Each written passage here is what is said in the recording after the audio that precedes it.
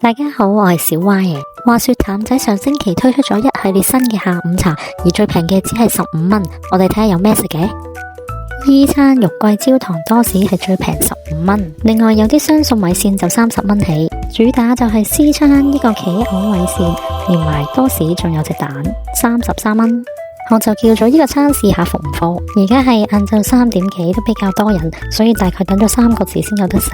我呢碗米線係走韭菜嘅，呢個係焦糖肉桂多士同埋熟蛋。多士個面有少少砂糖，同埋應該係啲肉桂粉，而入面就搽咗啲牛油。肉桂味比較淡，但係麵包都算鬆軟。而個米線牛肉份量睇落都幾多喎，有啲都幾大塊。等我數下有幾多塊先。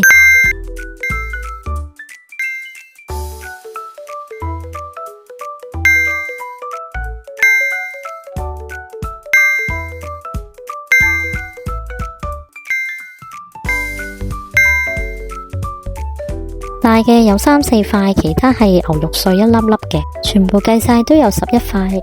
不過牛肉質地有啲腍，大嗰啲仲有啲筋添。番茄太細粒，湯底唔夠濃。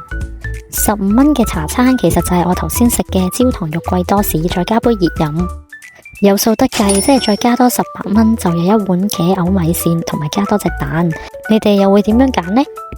嚟個總結，反而我覺得多士係好食過米線，而份量都幾多，價錢亦相當之抵，性價比好高。埋單嗰陣見到原來有2個輕食之選，16蚊，不過唔包飲品嘅。介紹住咁多先，記得 subscribe 同 like 個 channel啊，拜拜。